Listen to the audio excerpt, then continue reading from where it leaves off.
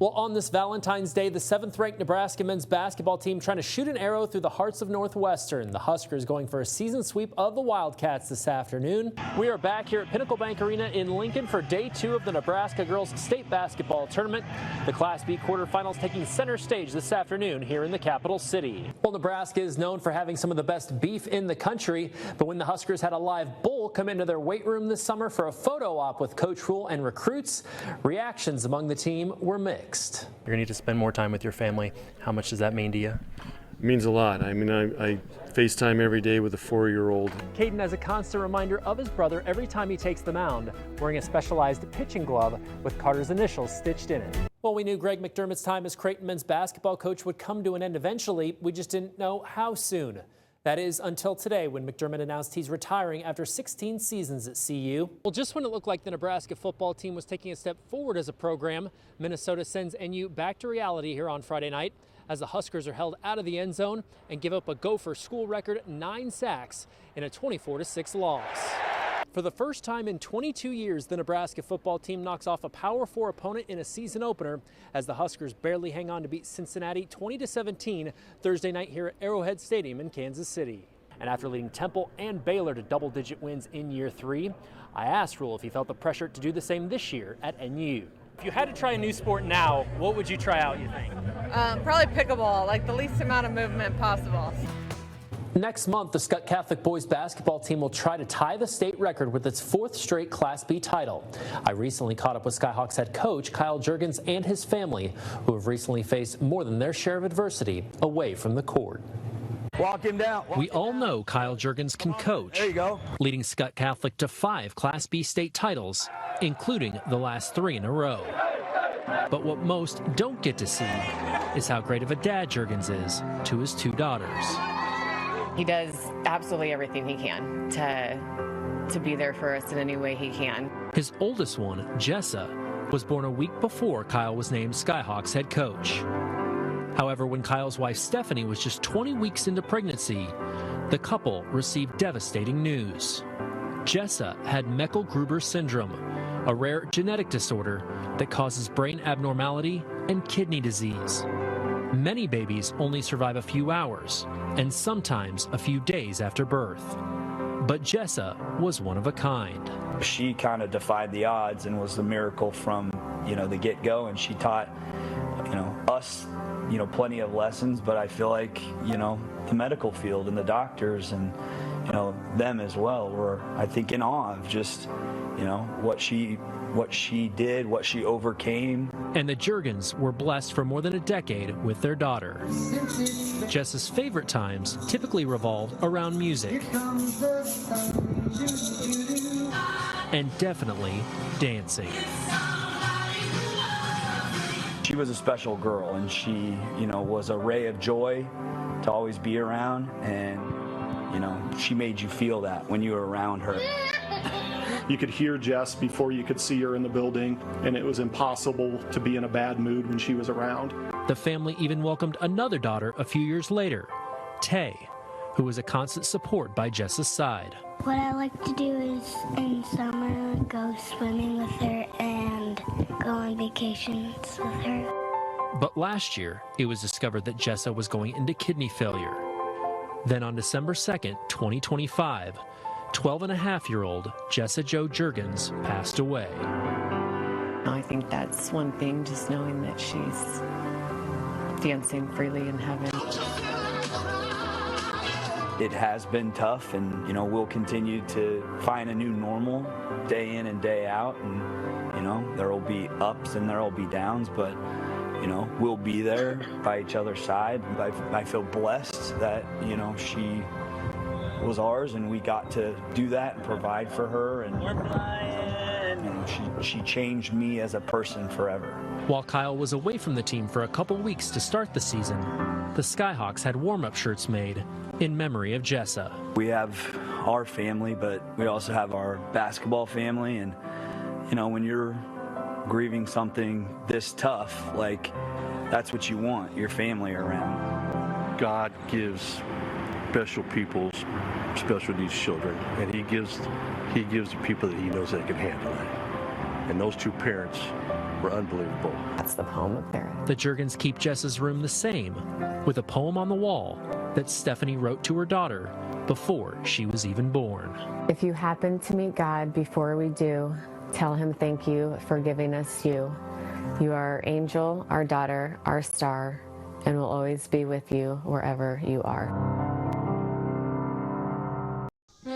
When the sun goes down on summer nights at the corner of 36th and Mason, Oh, good one, John. the competition heats up behind Don and Marie Lasole's house. Wait a minute. That's 10. One more, Jake. We need one more. It's not Bocce.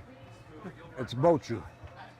My wife will correct you on that right away if you say it wrong. The former owners of La Sole Mio restaurant sold the establishment a few years ago. You want to throw it or me?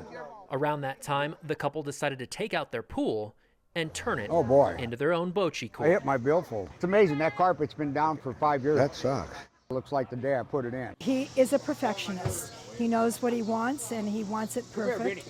So that's why he had to do it himself. I'm very proud that he did it, along with the help of a couple of friends. We think it's the best court in town. Now, dozens from ages as young as 12 all the way up to people in their 90s That'll work, Dad. gather at the La Sole's for competition and camaraderie. The little ball's called a Polino. And I was good friends with Bo Pelini, so I always call it a Polini. The object is to throw that, and then they have the bigger balls. You try to get whoever gets close to do that. Let's see if we got two. It started out where some of the teams were just for fun, but there's not a team anymore that they all want to win. The team we just beat tonight, he went home pouting because he's upset because he got beat. Lights, camera, action. It goes for all generations, and it unites because it's not that taxing of a sport. Yet it is very competitive and fun. Oh, yes.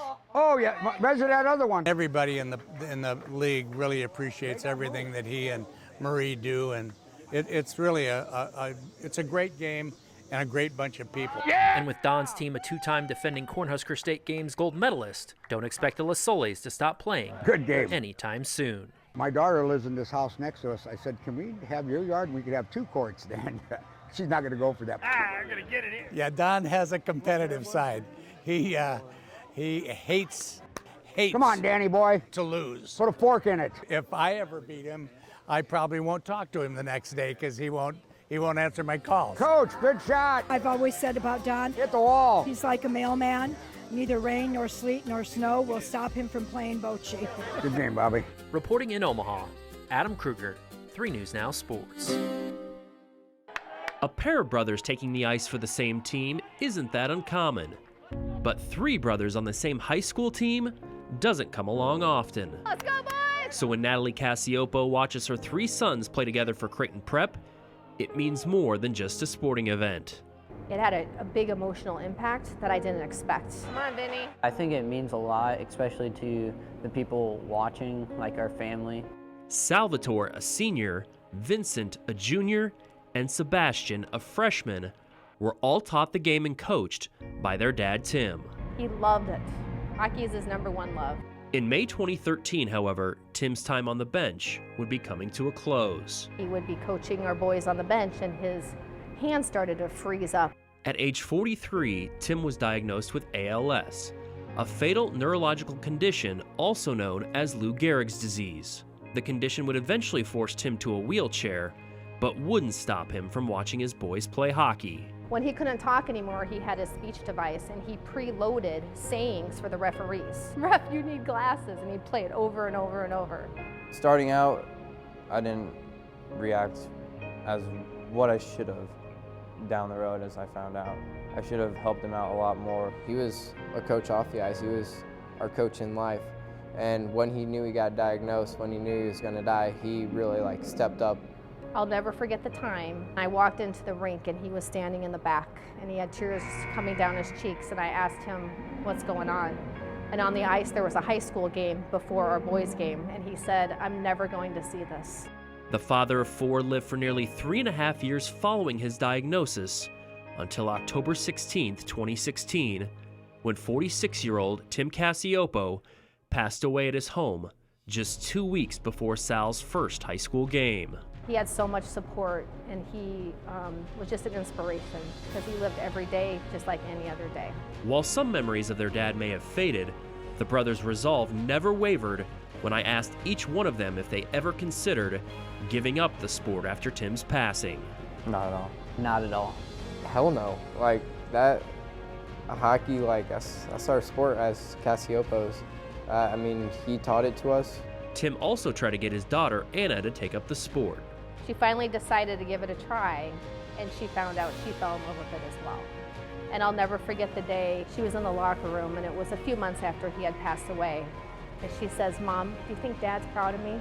I said, "Oh yeah, he is watching, smiling right now." And she says, "I wish I would have done this before he died." It's been a transition for sure. They don't have a dad, but I'm so proud of all of them. Life doesn't stop. It keeps on going. I know he's watching over every single game. Wouldn't miss it for the world.